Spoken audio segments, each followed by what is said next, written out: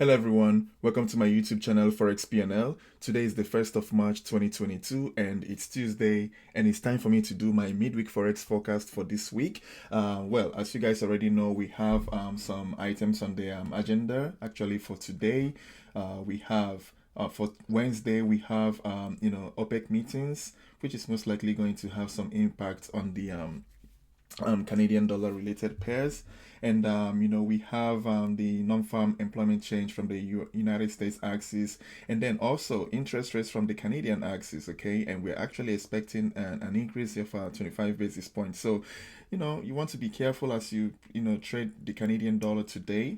And then on Thursday we have services PMI and a couple of speeches. Okay, and then on Friday we have obviously the non-farm payroll, which you guys know is one of the biggest financial news that we track here in the forex markets. Okay, first Friday of every month. So again, we're not going to waste much time on this. We also have some a lot of things going on around the world. No need for me to kind of remind you guys of it, but keep your mind on those and make sure that you're also paying attention to those type of any news headlines that you're seeing in relation to maybe things going on in Ukraine, Russia, and so on and so forth. All right, so without any further delays, guys, let's take a look at the charts. We're going to be starting off with US dollar Swiss francs as usual. I just wanted to call your attention to this. Now, in this particular currency pair, to be honest with you, it's not looking so clear. Apart from the fact that we are trading in this triangular consolidation in the weekly time frame, there's not much going on in this particular pair right now. Look at earlier today. We actually earlier today, Tuesday, price gave us a very quick spike to the downside to retest last week's lows, as you can see right here. All right, and well, from there you can see it's as if some bulls are now coming in back into this market from those areas as well. And if you remember, there's a demand zone in that area right here. Okay, if I plot it, it's a large one, but it's still a demand zone regardless. Okay, so we have this demand zone in here, and you can see price dips into that area, retest last week lows almost to perfection at 0.9150 institutional price level, and then from there you can see that for the past day, the market has just been giving us some push to the upside. Okay, some buyers are coming in from those levels. Now it's not that huge of a confluence for me to take a trade, so I'm just calling to your attention that this is what is going on in this currency pair. No clear movements in my own opinion. Okay, I wait for price to maybe here in the hourly time frame. I think we have this area of interest. You can see how price started dropping from right around here, and since then price has not retested that area. So we've been pretty much been building liquidity just above that area. You can see, just below that area, you can see all these tops we have around here. So in my own opinion, it's looking bullish than bearish as usual. Okay, maybe we might run liquidity to the upside deep into this supply zone that we have here in the early time frame, right around 0.9225 area, and then maybe from there, you never know, we might get a pullback to retest demand zones that we formed on the smaller time frames, from where maybe the markets might continue to the upside. But again, I need to see price action. Not much has happened. Price has just been ranging pretty much, in my own opinion. Okay, it's just been a bunch of consolidation in this currency pair, so not much to say in US dollar Swiss francs. Next up is going to be Euro US dollar. Now for Euro US dollar, almost to perfection. You can see that expanding triangle that we had identified on the longer time frame. This is the daily time frame, and you can see yesterday price just gave us a quick spike to the downside just to retest that the bottom of that expanding triangle, and from there you can see some buyers are also coming into these markets, or maybe some sellers are taking profits. Okay, portions of their trades, closing up portions of their trade. So that's pretty much the story at this particular point. From a forex perspective, the market is still forming lower highs and lower lows. Not a clear break in my opinion, just a quick wick to the downside, and from there the bulls are now maybe slowly coming back into these markets. That's what I can see from the 4 hours time frame. Now in the hourly, not much. Okay, price started dropping from right around these areas here, but I think in the minute 30 time frame, this is a key area in my opinion. All right, this is a key supply zone in my opinion, so it's very, very possible maybe, let's say London market opens, we might get a quick spike to the upside, maybe to retest 111.50. All right, from right around here, I would like to see how the market behaves. If from here the market begins to bounce to the downside, then chances are we might be at least revisiting this bottom of this expanding triangle, or in the event that the markets break this level, this 1150 area to the upside, then chances are we might be on our way to the upside again, at least to retest this selling origin that we have in this area. Okay, so just a few scenarios that I'll be keeping an eye on, but at the end of the day, my key level is going to be to see how price behaves around 1.1150 institutional price level. All right, so let's see how that goes. Again, in the event that the market actually begins to, let's say, push to the downside from here without even getting to 1150, at any point, let's say we begin to push to the downside from here, clearly breaking the bottom of this expanding triangle, that will also be a confirmation for me that the bears are coming into this market, and in that case, I will just be waiting to, for price to pull back towards some supply zones in the smaller time frames for further continuations to the downside. All right, that's pretty much my game plan for euro dollar. Now, next up is going to be Australian dollar, US dollar. Again, not really much in this pair. We had our interest rate release yesterday, okay, and you can see the markets rallied to the upside yesterday, actually taking off this selling origin that we have on the 4 hours time frame. If you guys remember, I told you guys this is a key level to keep an eye on. Okay, this was a key area in this particular currency pair.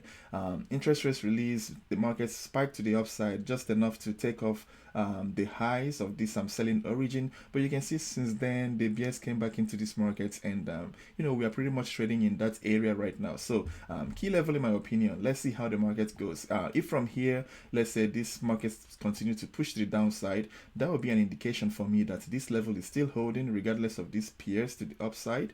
If that begins to happen and the market begins to give us clear pushes to the downside, I'll be zooming into smaller time frames to see how price fills up supply zones, and then from there I'll be looking for opportunities to go short off of those supply zones in the smaller time frame. All right, that's going to be my game plan for Australian dollar, US dollar in a short scenario. Now, in the event that let's say the markets continue to just push to the upside, clearly breaking above this selling origin, and then in that case it's very simple. I'm just going to wait for price to give me pullbacks towards some demand zones in the smaller time frames for further continuations to the upside. Okay, that's pretty much my game plan for Australian dollar, US dollar. So let's see how it goes. We still need price to print some price action. Okay, not much is going on. You can see it's almost like we got a nice push to the upside, the markets push again to the downside, push to the upside. So it's almost like the market is ranging in the smaller time frames, and that is pretty typical of an Asian session. Okay, typical Asian session. All right,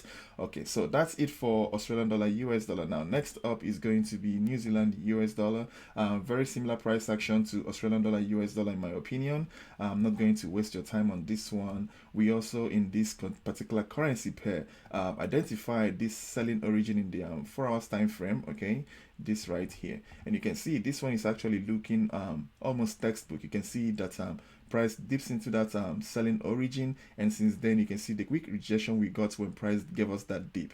Again, actually in the past 4 hours, price has again tapped into the bottom of that selling origin, and you can see we're getting some rejection. So let's see what happens in this area. Again, my preferred course of action is going to be for this level to hold. Maybe price gives us a quick dip to the upside, and then from here, maybe if we begin to clearly push to the downside, then I'm going to be zooming into the smaller time frames to see price pull back towards some supply zones in the smaller time frames for an opportunity to go short for further continuations to the downside. That's pretty much my game plan for New Zealand dollar, US dollar. Again, if price begins to break above this selling origin clearly to the upside, then I'll be looking for pullbacks to fill up demand zones in the smaller time frames for further continuations to the upside. All right, that's pretty much my game plan for New Zealand dollar, US dollar. Now, next up is going to be British pound, some US dollar.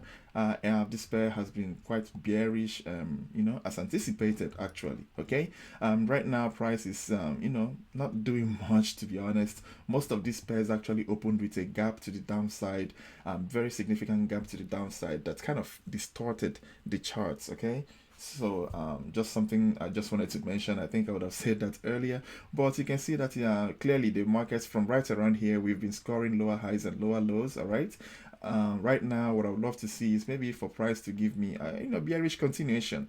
At the end of the day, it's very possible that this market might first of all give you a push to the upside before the bearish continuation move. Who knows? Okay, that's maybe my preferred course of action, to get some form of pullback and then for the bears to continue pushing this market to the downside. Okay, that's going to be my preferred course of action. Now, as we zoom into, let's say, the 30 time frame, no clear levels, a lot of white space that price can easily fill up. So you have to trade this particular one with caution, in my opinion. Wait for the price actions setups to show up before you take any trades. Right now, in my opinion, you can see after this quick thrust to the downside, the market has pretty much been ranging in this particular area. So wait for price to break out of this particular range. Okay, this area right here. Okay, wait for price to break out of this area, either to the upside or to the downside. We have significant rooms, in my own opinion. Okay, break to the upside, I'll be looking for an opportunity to sell. To buy price into this particular supply zone that we have in this area. Okay, if we break to the downside, then obviously I just continue with the trend. Okay, so that's pretty much what I can see right now in oops, one second. That's pretty much what we can see right now in British pounds and US dollar. Next up is going to be US dollar, Canadian dollar. Like I said earlier, this is one that I think you might want to be very careful as you trade, today being Wednesday, okay? Actually, tomorrow being Wednesday. I still have like 30 minutes to get into Wednesday. Okay, but you get the idea, okay? And the reason is because of, from what I showed you guys earlier in the calendar, tomorrow is loaded with US dollar and Canadian dollar related high impact news. Okay, so it's one you should really pay attention before you click on that buy or sell button in this particular currency pair. All right, now that being said, you can see that we actually got a very nice push to the downside into this huge demand zone that we have in the daily time frame of US dollar, Canadian dollar. Just see how price has pretty much been bouncing off of that particular area anytime price dips into that demand zone. Okay, and you can see again price dips into that area. You might even call this a range, okay, or maybe let's just call it a level of structure that is sitting right around here. Okay, and you can see price dips into that area again, and now we have some bulls who have showed up in these markets and pushed price again clearly to the upside. Okay, so well, the buyers came into this market, and the current momentum is to the upside. And well, in my opinion, as I read price action in this particular currency pair, maybe from the minute 30 time frame, you notice that well, we have another demand zone that has formed here in the 30 minutes time frame. All right, as a result of this break of structure right here, and also this one right here. So this is a demand zone that has formed on our chart, so it's very possible that this market might give us a push to the downside into this area. All right, anywhere from right around here, if the market just begins to give me a reversal pattern, I'm going to be looking for opportunities to go long as well, provided this happens within the London session. Okay, if it doesn't happen within the London session, I'm not going to be so interested in taking any positions in this pair, because of the reasons aforementioned. Okay, now US dollar, Canadian dollar, that's it. Now next up is going to be US dollar, Japanese yen. Again, I'm not going to waste your time. This pair is not doing much in my opinion right now. Looking more bearish though, because the market has been falling to the downside. We kind of have this area right here, okay, this level of supply zone, and you can see price has pretty much dipped into that supply zone right now, and you can see the hesitation we are getting. So well, it's looking valid. You can see that this is what we are seeing right now. However, I don't trade this particular session, so this is not a setup that I'm so interested in trading right now. Okay, so if you trade the Asian session, this is one that you might start looking for an opportunity to go short, but I don't trade the Asian session because sometimes we don't have significant orders in both directions. Okay, so that's pretty much what I'm seeing right now in US dollar, Japanese yen. This has not been my best pair going into the week, so I'm not going to waste my time in this particular currency pair. At the same time, from what I'm seeing here, you can see that price is respecting this demand zone area that we have right here. Okay, you can see this nice push to the upside that led to the break of all this level of structure. Price pulls back in, and you can see from here it's actually looking as if we are bouncing off of that buying origin that we have in this particular area. So it's very possible that this particular supply zone might not hold. Okay, seeing what I just plotted right now, I'm not going to be so keen on selling from this particular area, but again, who knows? All right, I just wanted to point that out. That's pretty much it for US dollar Japanese yen. Next up is going to be British pound Japanese yen, and this is going to be the last for the majors from what I'm seeing right now. Looking very nice. If you go into the 4 hours time frame, you'll notice that actually, let me start from the daily. All right, from the daily time frame, price is now trading very in that lower band, okay, just below the lower bound of this range that we had identified in the weekend forex forecast. And well, it's looking as if the bears are obviously in this market. If I zoom into the 4 hours time frame, you can see that we have a very nice continuation to the downside. Market continues to form lower highs and lower lows, which is indicative of a downtrend. And well, in that process, we have now clearly broken below that particular the lower bound of this range. Now, looking interesting, to be honest. We also have a very nice supply zone that led to the break of all these levels of structure that we have in this area. So, well, what I would love to see is for price to give me a push to the upside. I don't know if we're going to get that, but this would be my preferred course of action. Maybe a possible retest of, let's say, 153.75 area, anywhere from right around here. If we begin to find any reversals, I'll be looking for opportunity to go short in this particular currency pair for further continuations to the downside. That's going to be my preferred move. It's a high quality trade. It's one that I'm going to be keeping an eye on as we go into London. But like I said, I would like to see this give me a push to the upside, all right, into this particular supply zone that we have in this area. Right, so that's it for British pounds and Japanese yen, and I have two cross pairs that are looking interesting and I'm keeping an eye on them. Okay, the first one is going to be British pounds and Swiss francs. Okay, nothing much, just the fact that if you guys remember from 2 weeks ago, guys, I called this and I told you guys, when we take off the low of these pin bars, this is going to be a very significant move to the downside. Okay, so now let's zoom into the hourly time frame so I can show you guys the level I'm keeping an eye on. So you can see we are forming lower highs and lower lows clearly in the hourly time frame, and in that process we form this supply zone. You can see the break of structure to the downside. So well, my course of action is very simple.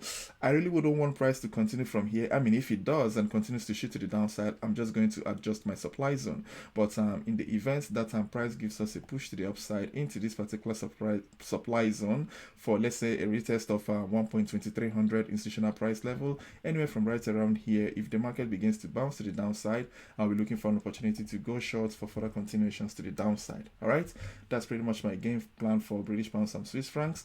Next up is going to be Euro Yen. Okay, for very similar reasons to GJ.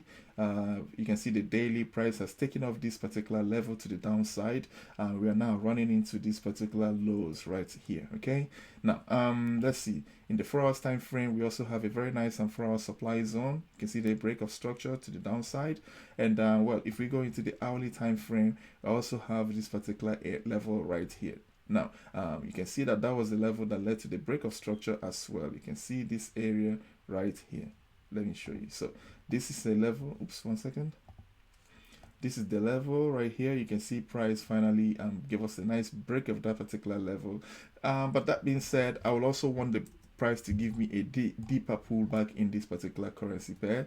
I would like to see price, let's say, give us a push from right around here, let's say towards the highs of this supply zone. Then anywhere from right around here, if the market begins to bounce, I'll be looking for an opportunity to go short for further continuations to the downside. All right, so that's pretty much the currency pairs that are giving me some structural levels to keep an eye on as we go into the remainder of the week. Okay, so I wanted to share this with you guys. As usual, guys, this channel needs your help to grow and survive. Okay, so do not forget to click on that thumbs up, like button, subscribe to the channel, and turn on that notification bell. Okay, all right, cheers, and see you on the weekend forex forecast. Most importantly, have a profitable trading week ahead. Bye-bye.